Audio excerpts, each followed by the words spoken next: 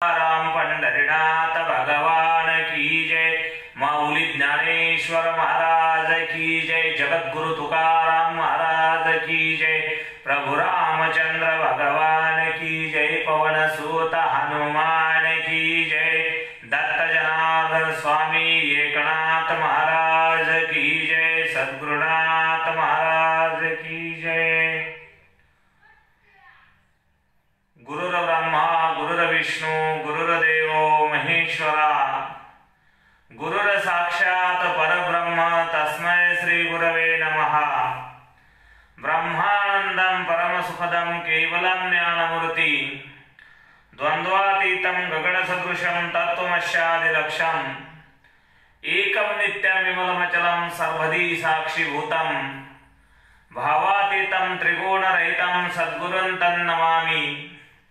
लोकाभिरामं रणरंगधीरं राजीवनेत्रं रघुवंशनाथं कारुण्यरूपं करुणाकरन्तं श्रीरामचन्द्रं शरणं प्रपद्ये। मनोजवं मारुततुल्यवेगं जितेन्द्रियं बुद्धिमतां वरिष्ठं वातात्मजं वानरयूतमुख्यं श्रीरामदूतं शरणं प्रपद्ये। कुजन्तं राम रामीति मधुरं मधुराक्षरम् आरुह्य कविता शाखा वंदे वाल्मीकिकोकिलम्। काषाय वस्त्रं करदण्डधारिणं कमण्डलुपद्मकरेण शङ्खं चक्रं गदाभूषितं भूषणाढ्यं श्रीपादराजं शरणं प्रपद्ये। हरि ओं बालार्कप्रभामिन्द्रजटिलं भस्माङ्गरागोज्ज्वलं शान्तं नादिलीन चित्पवनं शार्दूलचर्माम्बरं ब्रह्मज्ञे शनकादिपरिरिक्तं सिद्धे समाराधितं दत्तात्रेयमुपासरणे मुदं देयं सदा योगिभिः। काळ सारावा चिंतने एकांतवासी गंगा स्नाने देवाच्या पूजने प्रदक्षिणा तुळशीच्या युक्त आहार विहार नेम इंद्रियासी सार नसावी बासर निद्रा बहुभाषण परमार्थ महाधन जोडी देवाचे चरण व्हावया जतन हे उपाय लाभाचे।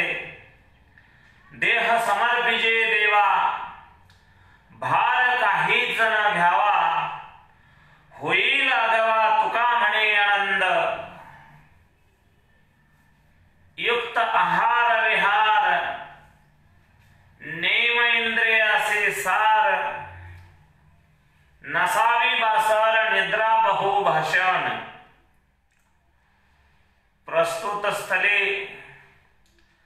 प्राप्त प्रसंगी अखिल कोट ब्रह्मांड नायक प्रभू परमात्म्याच्या चिंतन रूपी सेवेकरिता निवडलेला अभंग वारकरी संप्रदायाच्या कलशस्थानी आणि संपूर्ण भागवत धर्मीयांच्या वैष्णवांच्या हृदयस्थानी असणारे जगद्गुरु संतश्रेष्ठ तुकाराम महाराज यांचा चार चरणाचा सूळ या अभंगाच्या द्वारे जगद्गुरु तुकोबाराय मानवी जीवनामध्ये आलेल्या सर्व यच्चयावत जीवांना मानवी जीवन खऱ्या अर्थाने साधक अवस्थेमध्ये कसं जगलं पाहिजे, परमार्थ पथावरती ज्याची मार्गक्रमणा चालू झालेली आहे, देहाकडून देवाकडे जाण्याचा प्रवास ज्यांचा सुरू झालेला आहे, जीवदशेकडून देवत्वाच्या दिशेने वाटचाल खऱ्या अर्थाने ज्यांची झालेली आहे, त्या सर्व साधक मंडळींच्या साठी मार्गदर्शक तत्व प्रणाली म्हणजे आजचा असणारा अभंग आहे। अभंगावरती माझ्या अल्पमतेप्रमाणे वेळेच्या आत चिंतन करण्यापूर्वी दोन शब्द परिहार देणं महत्वाचं आहे। कालानुरूप बदलत्या काळानुसार आध्यात्मिक जीवनात श्रवण सुखाचा एक नितांत वाहणारा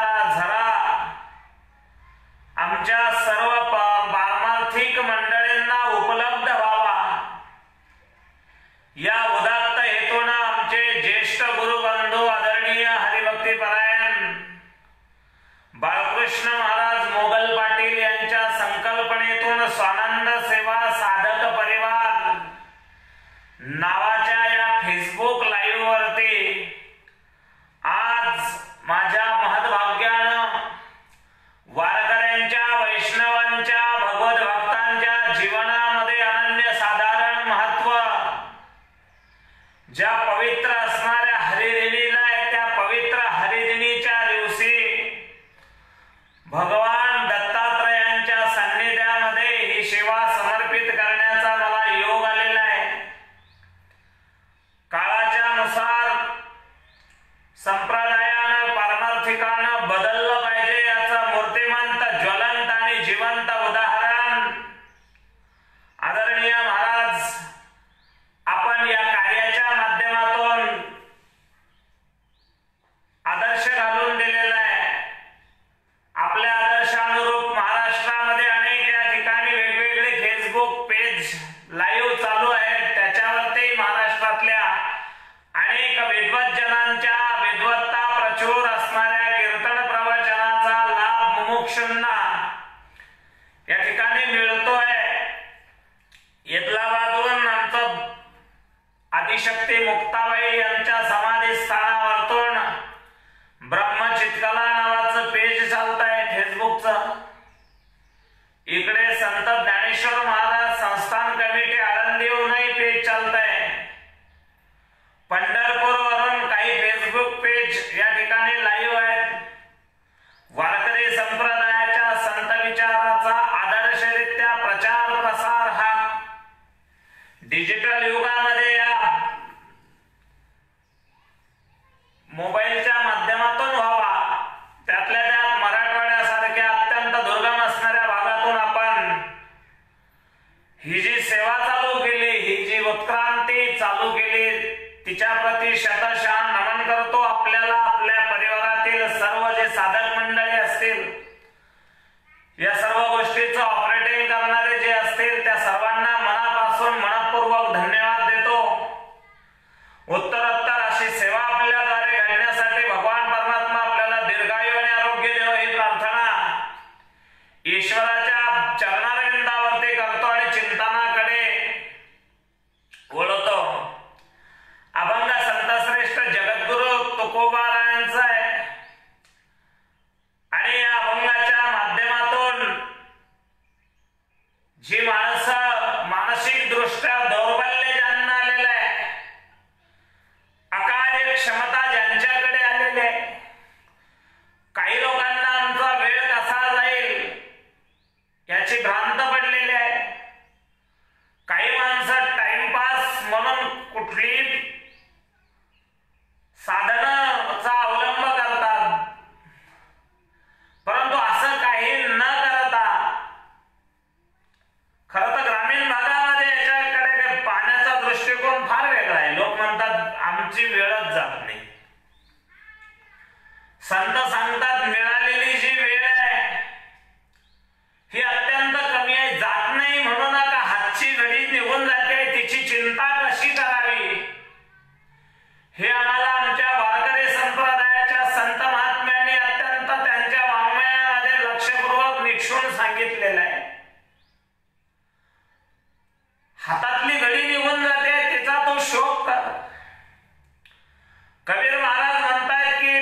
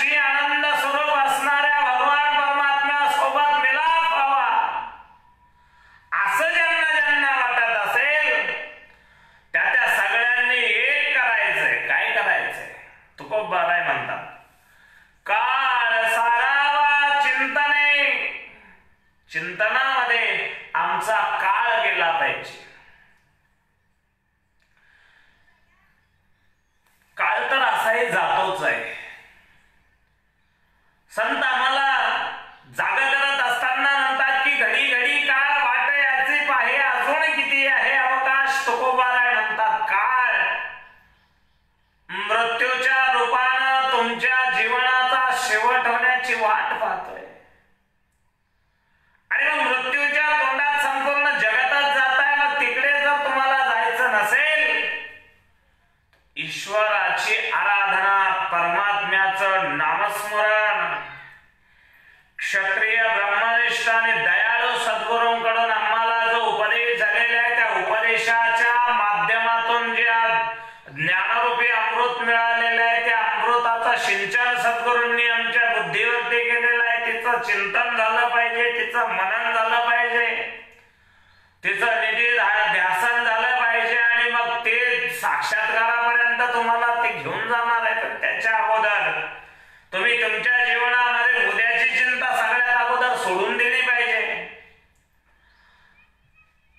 वर्तमान काळाची चिंता करून स्वतःला दुःखाच्या खाईत लोटल्यापेक्षा भविष्य काळामध्ये भगवंताचं नामस्मरण करून आमचा उद्याची चिंता केल्यापेक्षा आज कसा आनंददायी आजचा दिवस आम्हाला करता येईल याच्यावरती तुकोबारायांनी भर दिला. आणि महाराजांनी सांगितलं, ज्यांना ज्यांना असं वाटत असेल किंवा नशीलही, त्या सगळ्यांनी एकच करा. देवदुर्लभ अशा स्वरूपाचा नरदेह तुम्हाला प्राप्त झालेला आहे. तो देण्यामागे भगवान परमात्म्याची काहीतरी विशिष्ट अशा स्वरूपाची उपाययोजना आहे. आणि मग परमात्म्यानं हा देव दुर्लभ अशा स्वरूपाचा नरदेह तुम्हाला दिलाय की ज्या नरदेहाच्या बाबतीत उद्धवजींना भगवान सांगतायत की उद्धवा, दुर्लभ मनुष्य देहो देहिणाम क्षणभंगुरा तत्रापि दुर्लभ मन्ये वैकुंठं प्रिय दर्शनम. मनुष्य देह हा नुसता दुर्लभच नाही तर क्षणभंगुर सुद्धा आहे, क्षणात नष्ट होणारा सुद्धा आहे. तो हातचा निघून जातो हे पाहून संतांना वाईट वाटलं. मग तुकोबारायांनी सांगितलं, तू उद्याची चिंता करू नको, तू फक्त कर चिंतन. अविनाशी आणि आनंद घन स्वरूप परमात्म्याचं नामस्मरण जर तुझ्याकडून घडत राहिलं तर तो परमात्माच आपली चिंता करत असतो. मग तू एकच कर, काय कर म्हटले, काळ सारावा चिंतने. आमचा जो काळ आहे हा लोकांची निंदा करण्यामध्ये नाही, याची त्याची उणीधुणी काढण्यामध्ये नाही, एखाद्याचा द्वेष करण्यामध्ये नाही, एखाद्याच्या कुकर्माचं उच्चारण आपल्या तोंडातून व्हावं याच्यासाठी नको जाऊ देऊ. तुझा जो काळ आहे तो भगवान नामस्मरणामध्ये.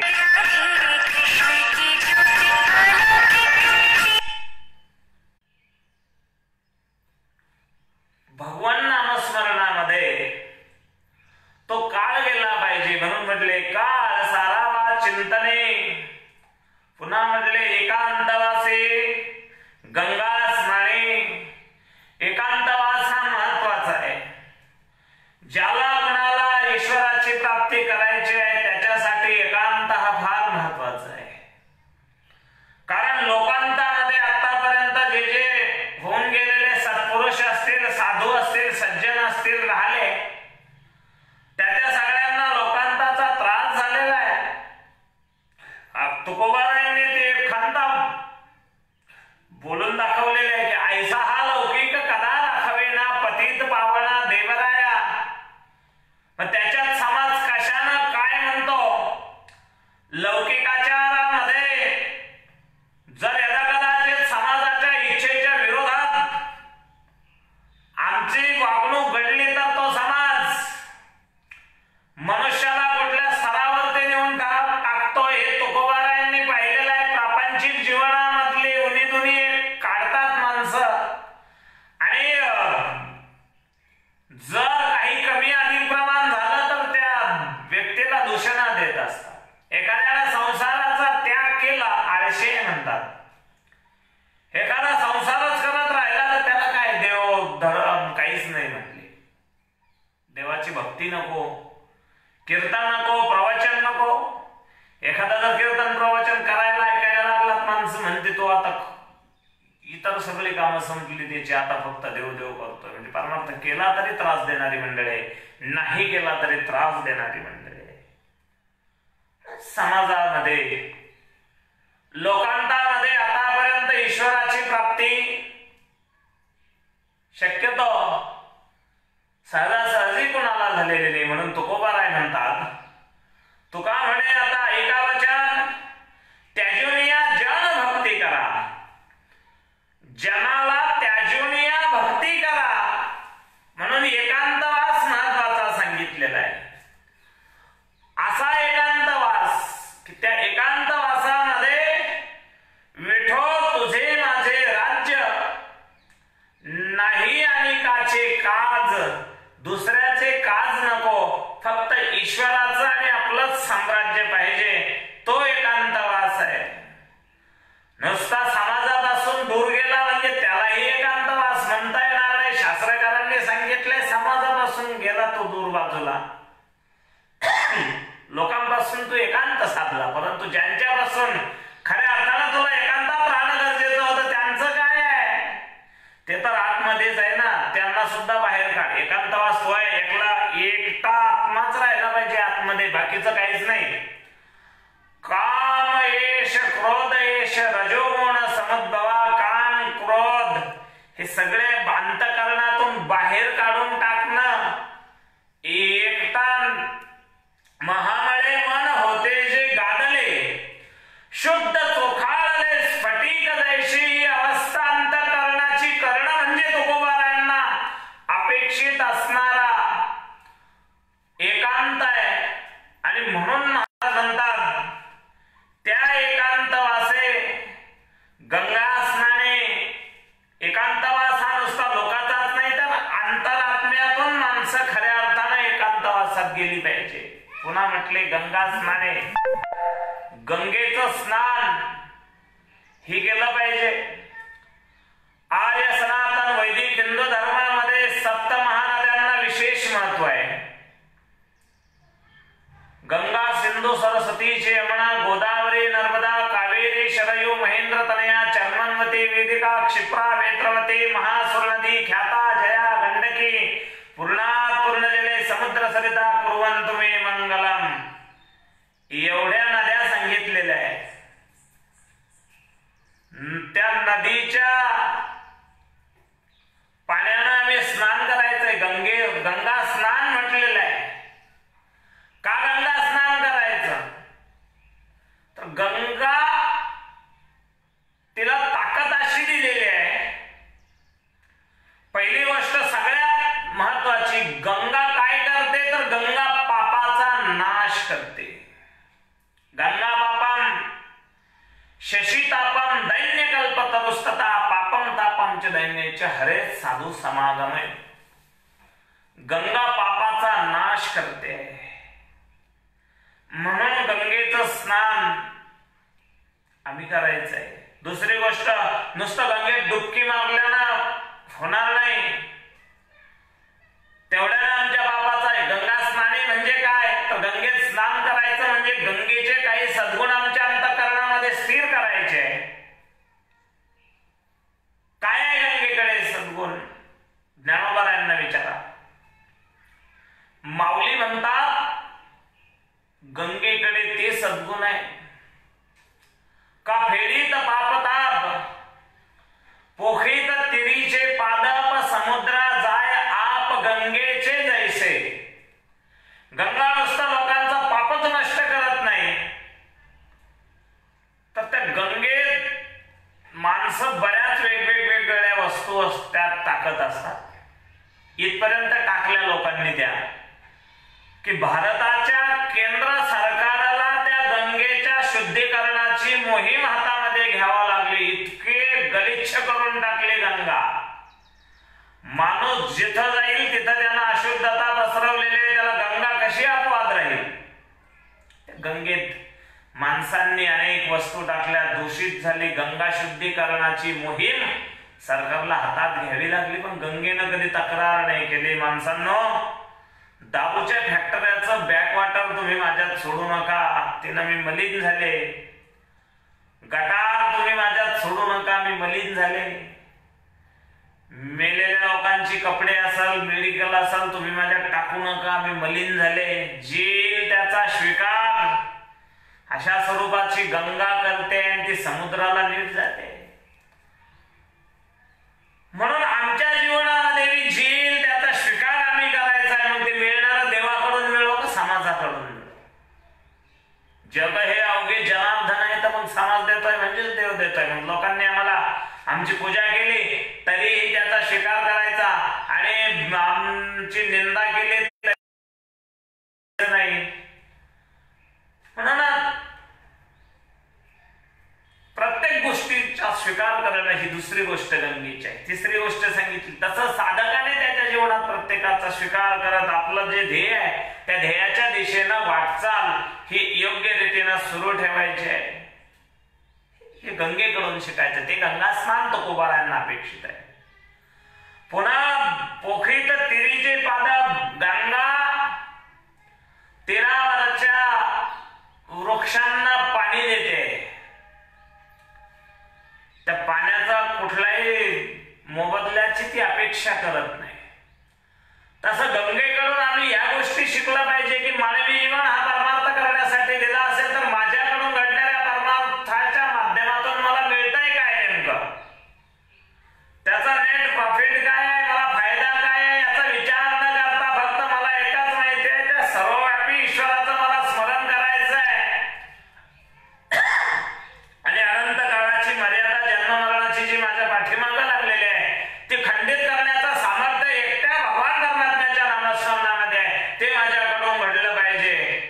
एवढीच एक गोष्ट करायची ते तुकोबारायांना अभिप्रेत असणारं गंगा स्नान आहे. म्हणून म्हटले एकांतवासी गंगा स्नाने देवाच्या पूजेने म्हटलेलं आहे. देवाची आम्ही पूजा करायची. कशी करायची? आजकाल लोकांना मंदिरात जाणं दुराभास्त झालेलं आहे. घरातल्याही देवांना स्नान घालण्याची जबाबदारी बऱ्याच घरांमधले त्या घरातली जी मुख्य लक्ष्मी आहे तिच्याकडे माणसं उठली की त्यांचा उद्योग पाहतात. जो वाट्याला आला असेल तो पैसा मिळवण्याच्या साधनाचा अवलंब करतात. तर देवाची पूजा करावी वाटत नाही. देवाची पूजा करणं अत्यंत महत्वाचं आहे. आम्ही देवाची पूजा केली पाहिजे, परंतु कशी केली पाहिजे तर देवाची पूजा ही आम्ही मनानं केली पाहिजे. मनोमय पूजा म्हटलेलं आहे. तो पडिये केशी राजा. देवाला सगळ्यात जास्त पूजा मानसिक पूजा आवडते. गवळणीमध्ये मधुराद्वैत भक्तीचं आचार्य जिला दाक्षिणात्य लोकांमध्ये मधुराद्वैती लोक म्हणतात ती राधाराणी भगवान परमात्म्याचं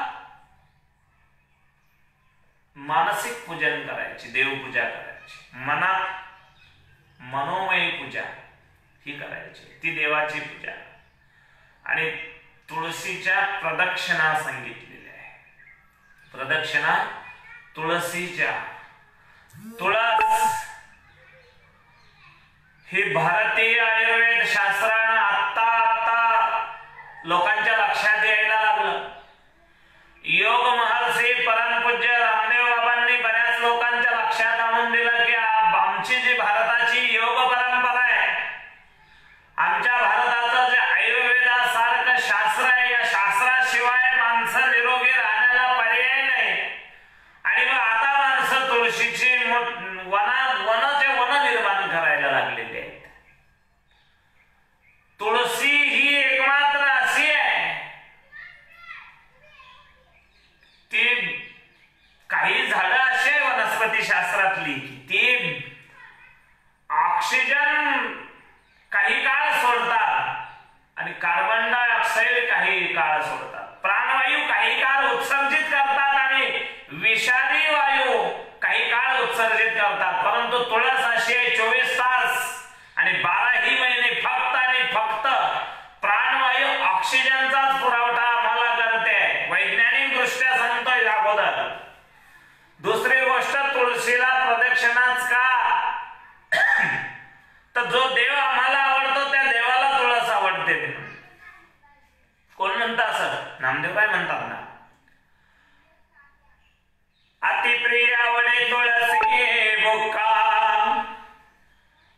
ऐसी प्रीती करे भोळ्या भाविका नाम पद पंकज पारुका श्री मस्तकी वंदितसे देवाला प्राणापेक्षा ही प्रिय तुळशी आवडते. त्या तुळशीचं अनन्यसाधारण असणारं महत्व आहे. वारकरी संप्रदायामध्ये वैष्णवामध्ये खऱ्या अर्थानं तो त्या दिवशी वैष्णव आहे ज्या दिवशी गळ्यात पवित्र तुळशीची माळ धारण करेल. ती तुळशी माळ आमच्या गळ्यामध्ये असणं महत्वाचं आहे. तिथून पुढे त्याचं वैष्णवाचं जीवन वारकऱ्याचं जीवन हे सुरू होत असतं. म्हणून तुळशीला अनन्यसाधारण महत्व आमच्या शास्त्रानं देवानं दिलंय, संतांनी दिलंय, तत्ववेत्यांनी दिलंय. प्रदक्षिणा तुळशीच्या. त्यानंतर म्हटले खरोखरच तुम्हाला साधकातून सिद्धावस्थेकडे जायचं असेल तर मग दुसरी गोष्ट आहे युक्त आहार विहार. आज बरीच माणसं दुःखी आहे याचं कारण आमच्या आहाराचं विहाराचं ताळतंत्र बिघडलंय. आहार आमच्या शास्त्रामध्ये हा जो आहार आहे जसा जसा पर्जन्यमान बदलेल, जसा जसा काळ बदलेल, जसे ऋतू बदलतील त्या बदलत्या कालानुरूप आमचा आहार उन्हाळ्यात आमच्या शरीराला काय रुचेल काय पचेल, हिवाळ्यात कशा पद्धतीचा आहार पाहिजे, पावसाळ्यात आम्ही काय खाल्लं पाहिजे हे सगळं आमच्या आहार शास्त्रानं सांगितलं. भारतात भारतीयांचं किंबहुना वैदिक हिंदू संस्कृतीचं जे आहार शास्त्र आहे ते अत्यंत महत्वपूर्ण आहेत. आमचा आहार कसा असला पाहिजे, आहार हा शुद्धच असला पाहिजे. शुद्ध आणि शाकाहार असला आमचा पाहिजे. कारण जसे खावे अन्न तैसे होय मन म्हटलेलं आहे. आम्ही जसं अन्न खाऊ आमच्या मनाची जडणघडण ही त्या पद्धतीने होत असते. म्हणून आहार हा युक्त पाहिजे. त्यात कुठलीही गोष्ट अति सर्वत्र वर्जते. अति तिखटही खाल्लं नाही पाहिजे, अति गोडही खाल्लं नाही पाहिजे, अति आंबटही नाही. सगळ्यात महत्वाचं इथं युक्त आहार सांगितलाय म्हणजे मापात खाल्लं पाहिजे, मापात फिरलं पाहिजे. माणसं सकाळी आज आमच्या कुटुंबात आमचा समन्वय नाही राहिला. सकाळी माणसं किती वाजता घरी येतात आणि रात्री किती वाजता पुन्हा घरात परततात ही त्या लोकांनाही माहिती नाही. 6 महिने मुलगाही बापाला भेटत नाही, बापही मुलाला भेटत नाही. मुलगा झोपलेला असतो त्यावेळेला बाप निघून जातो, परत येतो त्यावेळेला मुलगा झोपलेलाच असतो. हा अभाव आमच्याकडे समन्वयाचा होत चाललेला आहे. कौटुंबिक समन्वय हा आमचा विहार बिघडल्याची लक्षणं सांगतोय. फिरणं मापात आमचं पाहिजे, युक्त आहार खाणंही मापात पाहिजे. शुद्ध आणि सात्विक अशा स्वरूपाचा आहार देवत्वाच्या दिशेनं वाटचाल करणाऱ्या माणसानं केला पाहिजे. युक्त आहार विहार नेम इंद्रियासी सार. इंद्रिय ही नेमस्त केली पाहिजे, इंद्रियांना नेम लावला पाहिजे. कारण आमची जी पंच ज्ञानेंद्रिय आहेत, पंच कर्मेंद्रिय आहेत आणि 11वं मन आहे. संतांनी तर हे सगळंच्या सगळंच ईश्वराकडेच लावलेलं आहे. तुकोबारायांचा एक जगत प्रसिद्ध असणारा अभंग आपल्या सर्वांना ज्ञात असेल.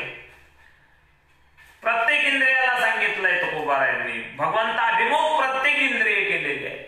डोळे तुम्ही घ्याले सुख, पहा विठोबाचे मुख, तुम्ही ऐकारे कान माझ्या विठोबाचे गुण, मना तेथे धाव घे माझ्या विठोबाचे पायी.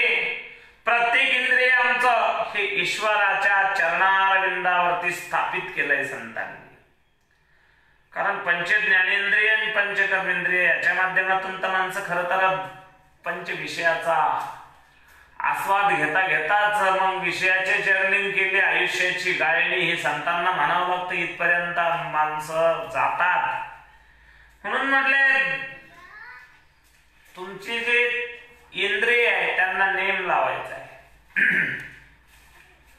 डोळ्याला ईश्वरच पाहावा असं वाटलं पाहिजे, कानाला भगवान परमात्म्याचे गुणानुवादच ऐकावं, कथा कीर्तन प्रवचन पुराण श्रवण हे घडलं पाहिजे असं वाटलं पाहिजे. कानाचा विषय हा ईश्वरच झाला पाहिजे.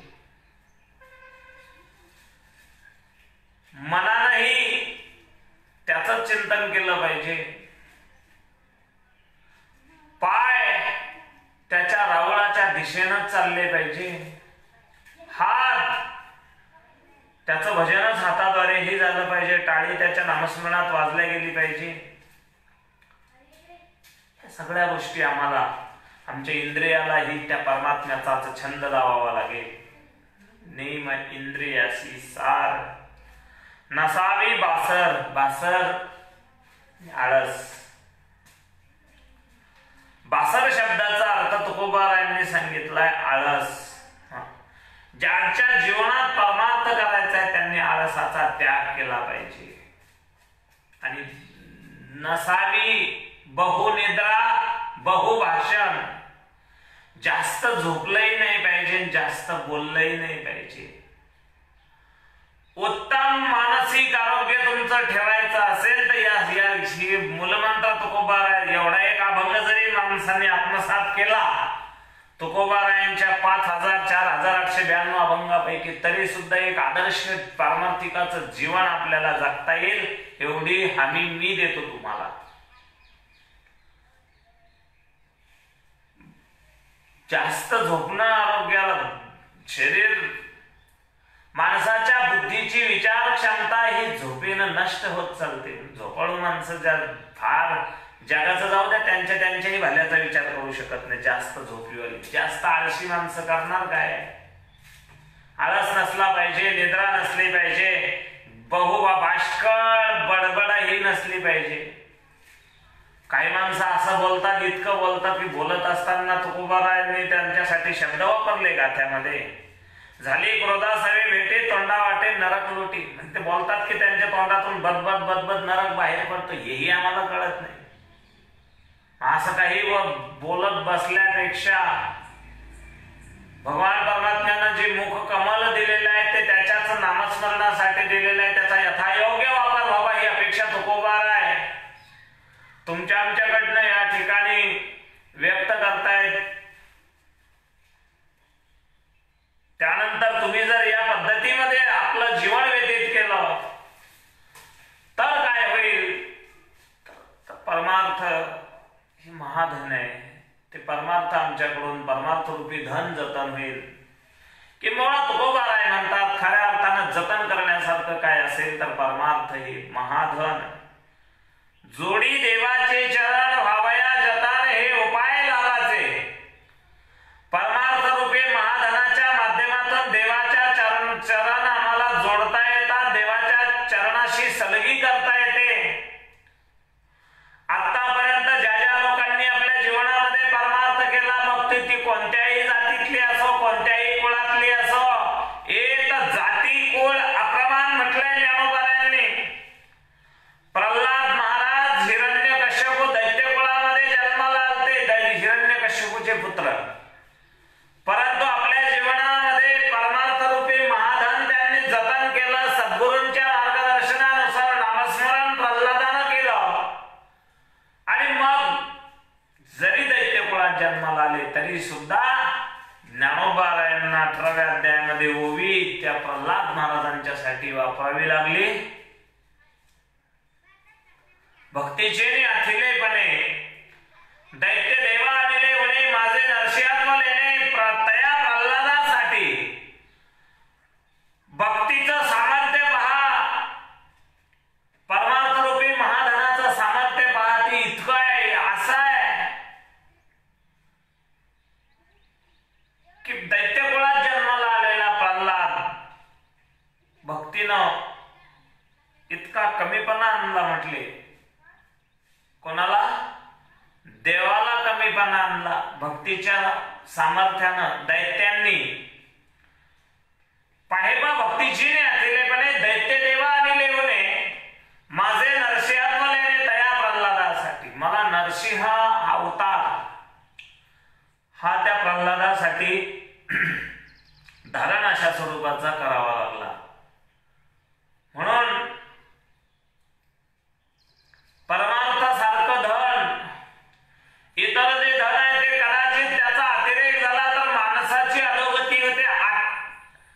जास्तीचं धन कदाचित तुम्हाला पतनाच्या पापाच्या मार्गाने नेऊ शकतं, परंतु परमार्थाचं अति नामस्मरण केलं तर याची देही याची डोळा भोगमुक्तीचा सोहळा ही अवस्था आपल्याला प्राप्त होते. म्हणून जतन करण्यासारखं जर काय असेल तर परमार्थ आहे. म्हणून परमार्थ महाधन. त्यानं काय होतं, जोडी देवाचे चरण. जो परमात्मा 60,000 वर्ष तपश्चर्या करणाऱ्याच्या स्वप्नातही येत नाही, तो परमात्म्याचे चरण आम्हाला कायमस्वरूपी जोडले जातात. त्या चरणासोबत आपण जोडल्या जातो. हवया जतन हे उपाय लावा. ज्याला देवाच्या चरणाशी आपल्याला जोडले आपण गेलो पाहिजे असं वाटतंय, त्यानं हे लाभाचे उपाय करायचे. हवया जतन हे उपाय लाभाचे. आणि हे सर्व करत असताना देहभाव हा आमचा नष्ट झाला पाहिजे. देह हा देहच आम्ही परमात्म्याच्या चरणारविंदावरती समर्पित केला पाहिजे. देह समर्पिजे देवा, भार काहीच न घ्यावा. देह हा देवाला समर्पित करायचा आहे. होईल आगावा तुका म्हणे आनंद, निरातिशय आनंदानं आमचं जीवन आगावा म्हणजे आनंद कोंडाला मागे पुढे. आमच्या जीवनातलं भूत भविष्य आणि वर्तमान ही तीनही काल जर आनंदाने ओतप्रोत भरून द्यायचे असतील, आमच्या जीवनामध्ये समग्र आनंद झालेला पाहायचा असेल, संतश्रेष्ठ शांतीब्रह्म एकनाथ महाराजांच्या शब्दामध्ये अवघीची त्रैलोक्य आनंदाची आता चरणी जगन्नाथा चित्त ठेले. त्रैलोक्यामध्ये आनंद ओतप्रोत भरून उरलेला जर खऱ्या अर्थानं आम्हाला पाहायचा असेल तर काय करा, तर म्हटले देह समर्पिजे देवा. आम्ही हा देह देवाला अर्पण केला पाहिजे. देह अर्पण केला पाहिजे म्हणजे स्वतंत्र असं जाऊन त्या देवाच्या चरणावर किंवा डोक्यावर जाऊन उभा राहील असं नाही. हा जो आमचा समग्र देह आहे, या देहाचा विषय परमात्मा आम्हाला खऱ्या अर्थानं करायचा आहे. देह समर्पिजे देवा, भार काहीच न घ्यावा. कुठल्याही प्रकारचा भार हा मी आमच्यावरती घ्यायचा नाही, भार त्याच्यावरती टाकायचा आहे. तुकोबाराय म्हणतात त्याच्यावर भार घालून या भार राहिलो निश्चिंती. भार परमात्म्यावर टाकला की आम्हाला निश्चिंतता प्राप्त होते. किंबहुना महाराजांचं दुसरं एक प्रमाण आहे, तुका म्हणे भार घातले यावरी होईल काय वारी नारायण. आम्ही त्याच्यावरती भार घातला, मग त्याच्यावरती आपण भार घालायचा. आपल्या भविष्याचा असेल, आपल्या योगक्षेमाचा असेल, मग आपण काय करायचं, आपण तेच करायचं आहे. परमार्थ महाधन, जोडी देवाचे चरण, हवया जतन हे उपाय लाभाचे. पुनश्च एकदा आदरणीय हरिभक्तीपरायण बाळकृष्ण महाराज मोगल पाटील स्वानंद साधक वारकरी सेवा या फेसबुक पेजच्या आणि युट्यूब चॅनल्सच्या माध्यमातून महाराष्ट्रातल्या अनेक विद्वत्ता प्रचूर कीर्तनकार प्रवचनकारांच्या कीर्तन प्रवचनाची मेजवानी महाराष्ट्रातल्या सर्व साधक मंडळीपर्यंत, संत महंतांपर्यंत पोहोचवत आहेत. अत्यंत प्रशंसनीय अशा स्वरूपाचं हे कार्य आहे. म्हणून माझ्या अल्पमती प्रमाणाने खूप तुमच्या निर्धारित वेळेच्याही अगोदर ही सेवा मी ईश्वराच्या चरणारविंदावरती समर्पित करतोय. पायाच्या प्रसादे काही बोलिलो विनोदे, मज क्षमा करणे संती नव्हे अंगभूत युक्ती. नव्हे हा उपदेश तुमचे बडबडिलो शेष, तुमच्या कृपेचे पोसणे जन्मजन्मी तुका म्हणे. विठ्ठल विठ्ठल विठ्ठल विठ्ठल विठ्ठल. पुंडलिका वरदे हरी विठ्ठल श्री ज्ञानदेव तुकाराम पंढरीनाथ भगवान की. माऊली ज्ञानेश्वर महाराज की जय. जगद्गुरु तुकाराम सीताराम महाराज की जय, प्रभु रामचंद्र भगवान की जय, पवन सुत हनुमान की जय, दत्त जनार्दन स्वामी एकनाथ महाराज की जय, अवधूत चिंतन श्री गुरुदेव दत्त दत्त सद्गुरुनाथ महाराज की जय।